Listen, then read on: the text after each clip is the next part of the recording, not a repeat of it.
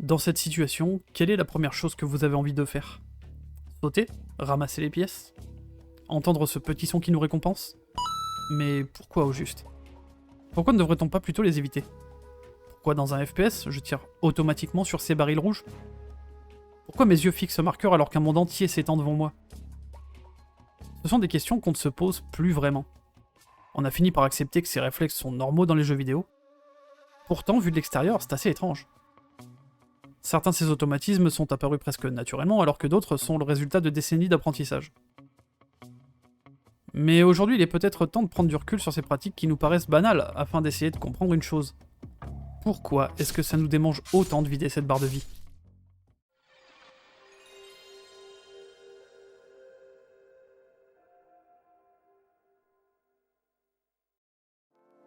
Appuyer sur A pour sauter, le stick droit ou la souris qui contrôle la caméra, ou encore tirer sur un baril rouge pour faire tout exploser, on connaît cette grammaire depuis un petit moment maintenant. Et c'est pas anodin, ce sont des choses qui certes ont été pensées pour être confortables, mais aussi pour provoquer certains réflexes. Quand on voit une pièce dans Mario, on identifie la forme, on la reconnaît, vous aimez l'argent parce que vous êtes vénal, donc vous la ramassez. Et même de manière plus générale, on comprend très vite qu'un objet mis en évidence est un objet avec lequel interagir. Rappelez-vous lorsqu'on parlait de l'accessibilité que nous avions abordé le principe d'affordance. Pour rappel, c'est un concept qui permet de définir l'interactibilité d'un objet. Si on regarde par exemple ces deux portes. Bon certes, vous savez déjà comment interagir, mais quoi qu'il en soit, il y a suffisamment peu de détails pour comprendre rapidement qu'est-ce qui va être intéressant sur cet objet. La poignée. Dans un cas, on a une forme que l'on peut prendre en main, et c'est une forme qui appelle à un mouvement de haut vers le bas. De l'autre, on a cette grande barre, il n'y a pas tellement de choix qui s'offrent à nous, on comprend assez vite qu'il faut la pousser. Avec aussi peu d'informations et quand une porte est bien faite, il est même possible que vous soyez capable de deviner dans quel sens s'ouvrent les portes. Ça, c'est quand l'affordance est bien faite. Et dans les jeux vidéo, on essaie de faire en sorte que ce phénomène soit suffisamment évocateur pour que vous sachiez à l'avance quoi faire, où aller, en bloquant le moins possible. Ça peut se traduire par des lumières bien placées pour que vous sachiez immédiatement quel est le chemin à suivre, et dans les cas les moins subtils, on a décrété que le jaune était la couleur idéale pour vous guider. Même si cette méthode peut parfois être un peu trop visible et artificielle, tout ce que l'on apprend au fur et à mesure de nos aventures vidéoludiques ont un effet plus ou moins direct sur nos faits et gestes. Ce bagage de connaissances que l'on peut considérer comme de la littératie vidéoludique participe principalement à notre conditionnement. L'avantage de celui-ci, c'est qu'il nous permet d'identifier rapidement des codes utilisés dans un jeu et de les appliquer dans d'autres, sans être perdu. Mais cela peut aussi casser parfois la surprise parce qu'on sait comment fonctionne un genre, et ça peut aller au-delà de ce média. Dernièrement, j'ai joué à Resident Evil 9, et il y a vraiment des moments où j'avais l'impression d'avoir été le metteur en scène, tellement j'étais capable d'anticiper ce qui allait se passer dans certaines séquences, au pixel près. Et je serais pas surpris que certains d'entre vous aient pu vivre la même chose parce que vous connaissez le genre, ou les gimmicks que la licence a tendance à adopter. Sauf que ce genre de réflexe nous fait parfois agir de manière très bizarre. Les Dark Souls ont tendance à cacher certains coffres derrière des faux murs qui sont en réalité des illusions. Et même s'il est possible d'avoir un bon feeling et de trouver certains murs étranges, il y a pas mal de joueurs qui passent 5 minutes à taper dans tout ce qui est en briques juste au cas où. Personnellement, mon problème, il est surtout dans les jeux couloirs avec un peu d'exploration. Ces jeux qui ont tendance à mettre des routes alternatives dans lesquelles il va y avoir soit des secrets, ou un moyen d'améliorer les capacités de votre personnage. Vous imaginez pas le nombre de fois où je me lance sur une route, puis à un moment je me dis non, ça c'est le chemin principal, je vais faire demi-tour, je veux voir ce qu'il y a là-bas. Ce qui est d'autant plus terrible quand ce que je pensais être le chemin principal était en fait le secondaire, et que je viens de passer un checkpoint qui m'empêche de revenir en arrière. Heureusement, je suis pas seul, je suis sûr que vous avez aussi cette maladie. Vous l'avez, hein. Enfin, pour terminer dans les exemples du genre, il y a aussi le problème de la barre de vie. Et là, je vais parler d'un autre exemple qui m'est très personnel, mais quand je vois une énorme barre de vie dans un Souls-like, il se passe un truc dans ma tête. Chaque coup qui la vide un peu, c'est un shoot de dopamine. Non seulement ça me fait ignorer une partie de ce qui se passe dans le jeu, mais surtout ça me rend complètement taré. Il y a vraiment des boss que j'ai passés et d'autres que j'ai retry des dizaines de fois juste parce que cette barre doit être vide. Jusque là vous allez me dire, oui bah c'est le but du jeu. Ouais, mais c'est uniquement quand je perds patience que je commence à observer au lieu de foncer et que je me dis qu'il serait temps d'apprendre les patterns. Et bizarrement, quand je commence à me discipliner, ça se passe beaucoup mieux. Si je vous parle de cet exemple, c'est parce que j'ai vu dernièrement une news de Nintendo, qui parle de l'ajout des barres de vie dans Splatoon 3 quelques années après la sortie du jeu. Mais ce qui nous intéresse, c'est surtout l'accueil mitigé des joueurs.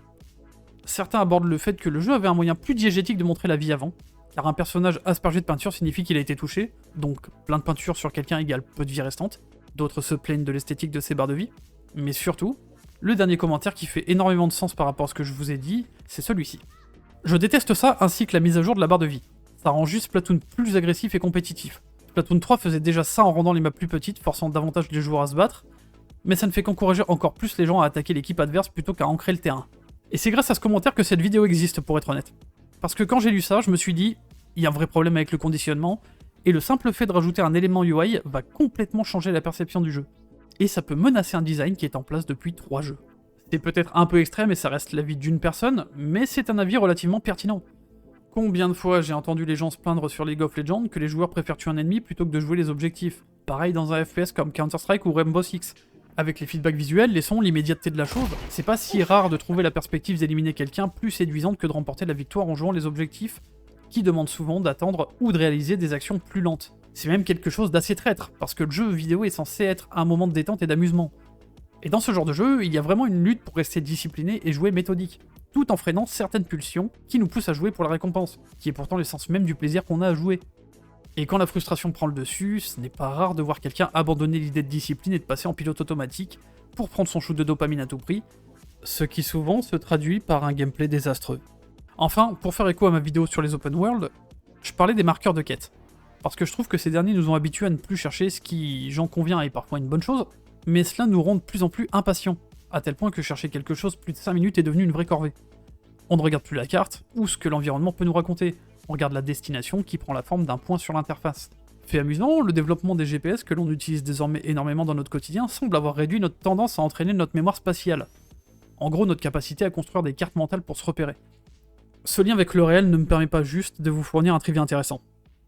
Il me permet également de vous expliquer que notre cerveau change aussi par l'intermédiaire des médias, notamment le jeu vidéo.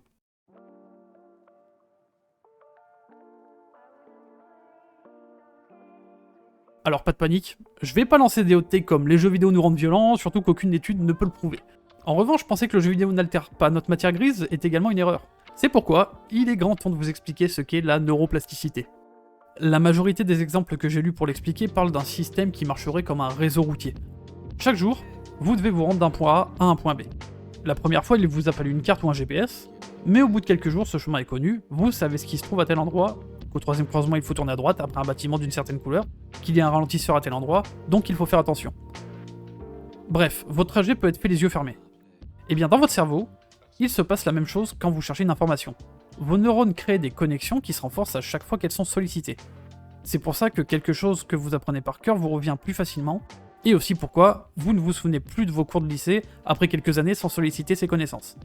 Maintenant, imaginons quelque chose de dramatique. Vous faites un AVC. Votre cerveau subit des lésions qui affectent une partie de vos neurones et sont malheureusement détruits. Si on revient sur l'analogie du réseau routier, ce serait l'équivalent d'avoir une route barrée sur votre trajet initial, vous obligeant à prendre une route alternative, donc de devoir trouver un autre moyen de vous rendre là où vous devez aller. Eh bien la neuroplasticité, c'est exactement ça. C'est la capacité qu'a votre cerveau à évoluer en permanence, ce qui lui permet de recabler les connexions neuronales et en créer de nouvelles pour trouver un trajet alternatif donnant accès à l'information recherchée, tout en affaiblissant les connexions moins sollicitées. C'est notamment grâce à cette plasticité que l'on peut se remettre de certaines lésions cérébrales. Et en apprenant cette information, j'ai moi-même recablé votre cerveau en vous créant de nouvelles connexions ou renforcé une connaissance que vous aviez déjà. Excusez-moi pour l'intrusion. Maintenant que le cours de science est fini, vous ne voyez peut-être pas le rapport avec le jeu vidéo. Pourtant il y en a. Il a été souvent constaté que les jeux d'action, notamment les FPS, améliorent l'acuité visuelle et les temps de réaction. Résultat qui ne se constate pas uniquement lors du jeu, mais aussi dans le quotidien. Et ce que ça signifie, c'est que le jeu vidéo peut avoir un impact sur le cerveau. C'est justement pourquoi certaines études ont essayé de voir comment la neuroplasticité peut vraiment améliorer nos facultés grâce au jeu. En 2024, il y a eu des recherches sur ce sujet avec une expérience combinant des jeux d'action et une stimulation neuronale. L'expérience consistait à prendre un échantillon d'individus et de faire une première analyse dans laquelle on leur demandait de lire un texte afin d'évaluer leur attention et leur capacité de lecture. Puis pendant quelques jours, on les a fait jouer à Call of Duty Modern Warfare 2 afin de proposer un jeu nerveux qui nécessite une bonne attention. Pendant ces sessions, tous les individus avaient des électrodes, mais seuls certains d'entre eux recevaient des stimulations TRNS, signifiant Transcranial Random Noise Stimulation. Le but de cette stimulation est de faciliter l'activité neuronale, rendant ces derniers plus sensibles aux signaux faibles, favorisant leur excitabilité afin d'augmenter la probabilité que les neurones se synchronisent. Pour faire simple, l'action de jouer serait comme un entraînement sportif, et ces stimulations, c'est le fait d'être dans un environnement qui favorise l'apprentissage en accélérant la plasticité. Plus un circuit neuronal est utilisé, plus le cerveau le renforce. Ce n'est donc pas étonnant si à la fin de cette expérience, on a constaté que les personnes ayant reçu des stimulations avaient une meilleure capacité de lecture ainsi qu'une attention visuelle supérieure. Au-delà de ce constat, on trouve potentiellement des solutions pour la rééducation post-AVC, ou pour améliorer l'attention afin de corriger la dyslexie par exemple. Si vous vous demandez pourquoi Call of Duty a été choisi, c'est parce qu'au même titre que d'autres FPS un peu nerveux, le jeu nécessite d'être capable de détecter des objets, de faire attention à sa vision périphérique et de prendre rapidement des décisions. Donc si vous jouez à ce genre de jeu régulièrement depuis un moment, il est fort probable que le conditionnement vous ait rendu capable de filtrer les informations inutiles, de prendre des décisions sous contrainte et de ne pas être désorienté dans un environnement chargé visuellement. Attention cependant, on parle bien de capacité visuelle, cela ne vous rend pas insensible au stress, ça ne vous blindera pas contre la pression sociale ou émotionnelle, tout comme le fait de jouer à Call of Duty ne vous transformera pas en soldat. Donc, on le sait désormais, le jeu vidéo peut créer des réflexes et du conditionnement rendant certaines réactions plus automatiques. Cela peut avoir un effet bénéfique dans cet exemple, mais il faut faire attention aux dérives qui peuvent en résulter. On en parlait un peu quand on a abordé la protection des joueurs, mais si l'on peut affecter le cerveau, on peut le manipuler. En jouant sur la frustration et en offrant des solutions rapides sous réserve de payer un petit montant, vous voyez vite où je veux en venir. C'est pourquoi la question de l'éthique se pose beaucoup vis-à-vis du média, parce qu'on ne peut pas vraiment le blâmer pour ses effets sur le cerveau. C'est un mécanisme naturel qui, bien manipulé, permet de jouer sur les émotions que l'on peut ressentir en suivant une histoire, et de libérer de la dopamine via les récompenses visuelles et sonores. Et c'est surtout ce dernier point qui inquiète. Mais si vous devez retenir une seule chose, c'est que tout ce que vous faites par automatisme dans un jeu, c'est souvent le conditionnement qui est pour quelque chose. Donc pourquoi on tire sur ces barils rouges par exemple? Pour plusieurs raisons. Tout d'abord, le rouge a tendance à se démarquer des autres couleurs et de l'environnement, surtout dans les jeux à l'ancienne. C'est une couleur qu'on associe au danger, et même sans y ajouter une tête de mort ou les lettres TNT, voir un objet de ce genre habilement posé à côté d'une zone remplie d'ennemis, ça attise la curiosité. C'est pas là pour rien. L'affordance fait son effet, et même si on n'est pas certain, qu'est-ce que ça coûte de tirer dedans? Toute cette vidéo pour finalement vous dire que plus on répète un comportement, plus il devient automatique. J'ai l'impression d'enfoncer une porte ouverte. Mais je trouve que ces automatismes se sont ancrés en nous sans forcément qu'on s'en rende compte. Et c'est d'autant plus drôle de constater que cette normalité semble tout à fait étrange pour des personnes extérieures aux jeux vidéo.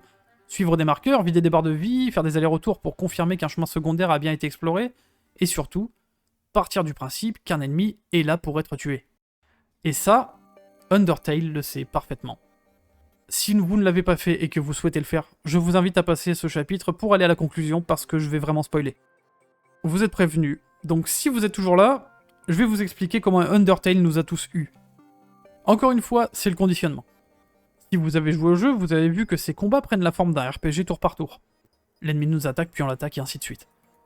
Mais il y a deux choses bizarres. La première, c'est que lors de l'attaque d'un ennemi, le jeu se transforme en un espèce de bullet hell, où il faut éviter les attaques afin de ne pas prendre de dégâts. La deuxième chose, c'est ce bouton Clémence qui semble lancer des dialogues.